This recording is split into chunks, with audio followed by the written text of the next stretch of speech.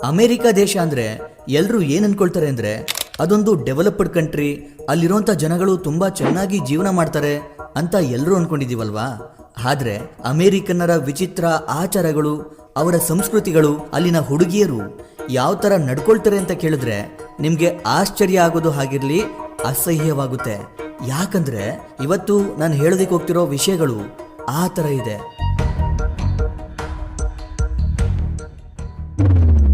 ಅಮೆರಿಕಾದಲ್ಲಿ ಹುಡುಗಿಯರ ವಿಷಯಕ್ಕೆ ಬಂದ್ರೆ ಅವರು ಮದುವೆಯಾಗೋದಕ್ಕಿಂತ ಮುಂಚೆನೆ ತಮ್ಮ ಬಾಯ್ ಫ್ರೆಂಡ್ಸ್ಗಳ ಜೊತೆಗೆ ಅಥವಾ ಅವರಿಗೆ ಇಷ್ಟವಾದಂತವರ ಜೊತೆ ದೈಹಿಕ ಸಂಪರ್ಕವನ್ನ ಇಟ್ಕೊಂಡು ಎಲ್ಲವನ್ನೂ ಮುಗಿಸ್ಕೊಂಡಿರ್ತಾರೆ. ಹೌದು, ಒಂದು ಸರ್ವೆ ಪ್ರಕಾರ 75% ಅಲ್ಲಿನ ಹುಡುಗಿಯರು 20 ವರ್ಷ ವಯಸ್ಸಿಗೆ ಬರುವಷ್ಟರಲ್ಲಿ ತಮ್ಮ ಕನ್ಯತ್ವವನ್ನ ಕಳ್ಕೊಂಡಿರ್ತಾರೆ. ಅದು ಕೂಡ ಮದುವೆಗೂ ಮುಂಚೆ ಟೀನೇಜ್ ವಯಸ್ಸಲ್ಲೇ ಅವರು ಅವರ ಫ್ರೆಂಡ್ಸ್ಗಳ ಜೊತೆ, ಪಾರ್ಟ್ನರ್ಸ್ಗಳ ಜೊತೆ ದೈಹಿಕ ಸಂಪರ್ಕವನ್ನ ಇಟ್ಕೊಳ್ತಾರೆ. ಓನ್ಲಿ 7 to 8% ಹುಡುಗಿಯರು ಮಾತ್ರ ಯಾವುದೇ ದೈಹಿಕ ಸಂಪರ್ಕವನ್ನ ಇಟ್ಟುಕೊಳ್ಳದೆ ಶೀಲವತಿಯರಾಗಿರ್ತಾರೆ.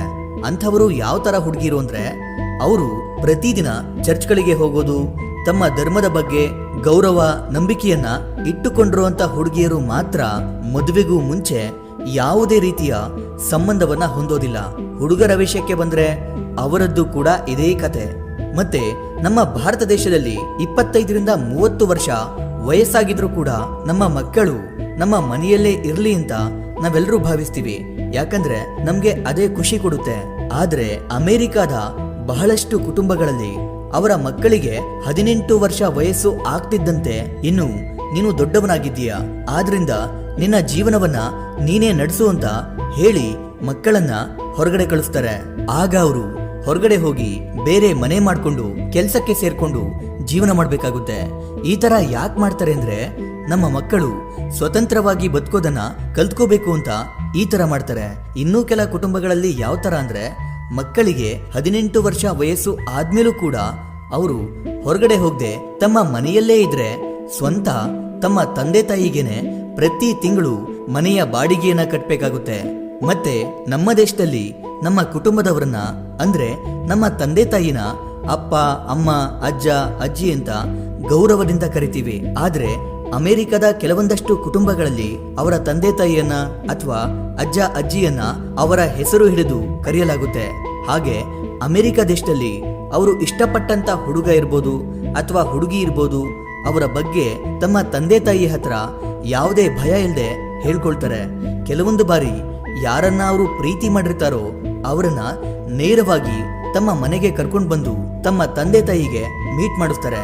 ಇವರನ್ನ ನಾನು ಇಷ್ಟಪಟ್ಟಿದ್ದೀನಿ, ಇವರನ್ನೇ ನಾನು ಮದುವೆ ಆಗ್ತೀನಿ ಅಂತ ಹೇಳ್ಕೊತಾರೆ. ಯಾಕಂದ್ರೆ ಅಮೆರಿಕದಲ್ಲಿ ಇದೆಲ್ಲ ಕಾಮನ್ ಆದಂತ ವಿಷಯ.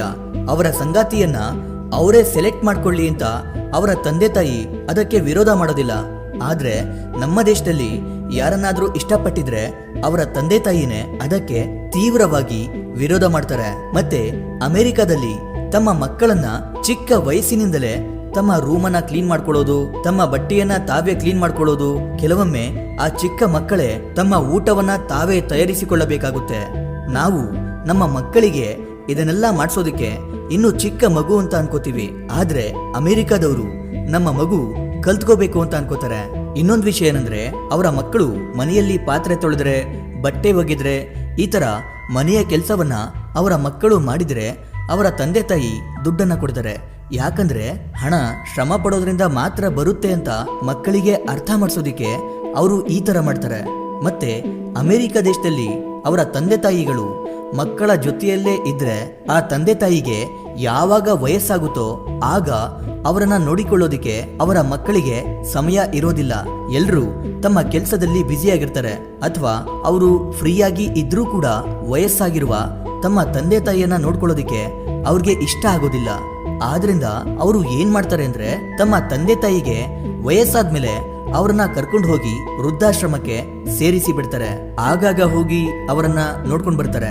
ಆದ್ರೆ ನಮ್ಮ ದೇಶದಲ್ಲಿ ನಮ್ಮ ತಂದೆ ತಾಯಿಗೆ ಎಷ್ಟೇ ವಯಸ್ಸಾದ್ರೂ ಅವರು ಸಾಯೋವರೆಗೂ ನಮ್ಮ ಜೊತೆಯಲ್ಲೇ ಇರ್ಲಿ ಅಂತ ನಾವು ಅನ್ಕೋತೀವಿ.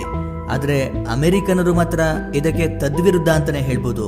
ಹಾಗೆ ಅಮೆರಿಕದಲ್ಲಿ ಅವರ ಮಕ್ಕಳು ಇರುವಂತ ರೂಮ್ ಒಳಗಡೆ ಅವರ ಪೇರೆಂಟ್ಸ್ಗಳು ಹೋಗ್ಬೇಕಂದ್ರೂ ಕೂಡ ಮೊದಲು ಅವರು ಡೋರನ್ನ ತಟ್ಟಿ ರೂಮ್ ಒಳಗಡೆ ಬರ್ತಾರೆ.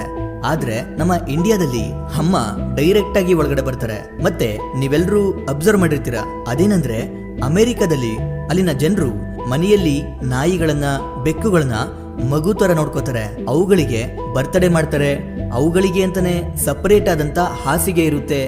ಹೀಗೆ ಸಾಕು ಪ್ರಾಣಿಗಳಿಗೆ ಜನಗಳ ರೀತಿಯಲ್ಲೇ ಕೇರ್ ಮಾಡ್ತಾರೆ.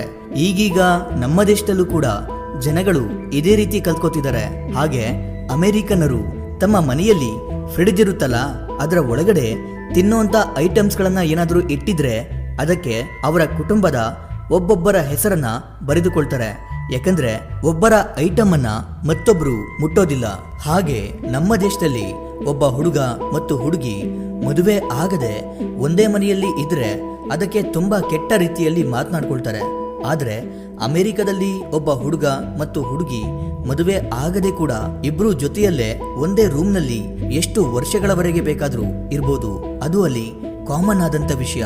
ಯಾರೂ ಕೂಡ ಅವರನ್ನ ಕೆಟ್ಟ ರೀತಿಯಲ್ಲಿ ನೋಡೋದಿಲ್ಲ. ಮತ್ತೆ ಅಮೆರಿಕದ ಜನರು ಮದುವೆ ಕೂಡ ಆಗದೆ ಮಕ್ಕಳನ್ನ ಮಾಡ್ಕೋತಾರೆ. ಅವರಿಗೆ ಮದುವೆ ಆಗ್ಲೇಬೇಕು ಅನ್ನೋ ಒತ್ತಾಯವಿರಲ್ಲ. ಇನ್ನು ವಿಚಿತ್ರ ಏನಂದ್ರೆ ಕೆಲವೊಂದಷ್ಟು ಜನ ಮದುವೆಯಾಗಿ ದೈಹಿಕ ಸಂಪರ್ಕವನ್ನ ಹೊಂದಿದ್ರೂ ಕೂಡ ಮಕ್ಕಳನ್ನ ಮಾತ್ರ ಮಾಡ್ಕೊಳ್ಳೋದಿಲ್ಲ. ಯಾಕಂದ್ರೆ ಅವರು ಯಾವ ತರ ಯೋಚನೆ ಮಾಡ್ತಾರೆ ಅಂದ್ರೆ, ಮೊದಲು ನಾವಿಬ್ರು ಎಂಜಾಯ್ ಮಾಡೋಣ, ನಮ್ಮ ಲೈಫನ್ನ ಎಂಜಾಯ್ ಮಾಡೋಣ, ಈಗ್ಲೇ ನಾವು ಮಕ್ಕಳನ್ನ ಮಾಡ್ಕೊಂಡ್ರೆ ಜವಾಬ್ದಾರಿ ಜಾಸ್ತಿ ಆಗುತ್ತೆ ಅನ್ಕೋತಾರೆ. ಹಾಗೆ ಅಮೆರಿಕದಲ್ಲಿ ಸಂಬಂಧಗಳು ಬೇಗನೆ ಮುರಿದು ಬೀಳ್ತವೆ. ನಿಮ್ಗೆ ಇನ್ನೂ ಅರ್ಥ ಆಗೋ ತರ ಹೇಳ್ಬೇಕಂದ್ರೆ, ಇವತ್ತು ಹುಡುಗ ಹುಡುಗಿ ಪ್ರೀತಿ ಮಾಡಿರ್ತಾರೆ, ಸ್ವಲ್ಪ ದಿನಗಳ ನಂತರ ಅವ್ರಿಗೆ ಸರಿ ಹೋಗ್ಲಿಲ್ಲ ಅಂದ್ರೆ ಬ್ರೇಕಪ್ ಮಾಡ್ಕೋತಾರೆ. ಅವರು ಬ್ರೇಕಪ್ ಮಾಡ್ಕೊಂಡ ಮೇಲೆ ಅಷ್ಟೊಂದು ಕೊರಗೋದಿಲ್ಲ, ಮತ್ತೆ ಹೊಸಬರನ್ನ ಪ್ರೀತಿ ಮಾಡ್ತಾರೆ. ಇದೇ ಕಾರಣಕ್ಕೆ ಅವರು ಮದುವೆಯ ಬಗ್ಗೆ ತುಂಬಾ ಯೋಚನೆ ಮಾಡಿ ನಿರ್ಧಾರ ಮಾಡ್ತಾರೆ. ಹಾಗೆ ಅಮೆರಿಕನ್ನರು ಅವರ ಮನೆಯಲ್ಲಿ ಯಾವುದೇ ಬರ್ತ್ಡೇ ಪಾರ್ಟಿ ಮಾಡಬೇಕಾದ್ರೂ, ಮದುವೆ ಯಾವುದೇ ರೀತಿಯ ಫಂಕ್ಷನ್ಗಳನ್ನ ಮಾಡಬೇಕಾದ್ರೂ ಆಲ್ಕೋಹಾಲ್ ಇದ್ದೇ ಇರುತ್ತೆ. ಅದೊಂದು ಅಲ್ಲಿ ಫ್ಯಾಷನ್ ತರ.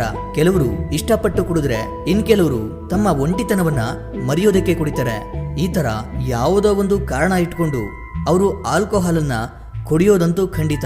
ಇದನ್ನೆಲ್ಲ ನೋಡಿದ್ಮೇಲೆ ಅಮೆರಿಕ ದೇಶದ ಬಗ್ಗೆ ಈಗ ನಿಮ್ಮ ಅಭಿಪ್ರಾಯವೇನು? ಕಮೆಂಟ್ ಮಾಡಿ ತಿಳಿಸಿ. ಇದಿಷ್ಟು ಇವತ್ತಿನ ವಿಡಿಯೋ. ಈ ವಿಡಿಯೋ ನಿಮಗೆ ಇಷ್ಟ ಆಗಿರುತ್ತೆ ಅನ್ಕೊಂಡು ಮತ್ತೊಂದು ಹೊಸ ವಿಷಯದೊಂದಿಗೆ ಮತ್ತೆ ಬರ್ತೀನಿ. ಕೊನೆಗೆ ನನ್ನ ಈ ಶ್ರಮಕ್ಕೆ ನಿಮ್ಮಿಂದ ಬಯಸೋದು ಕೇವಲ ಒಂದು ಮೆಚ್ಚುಗೆಯನ್ನ ಮಾತ್ರ.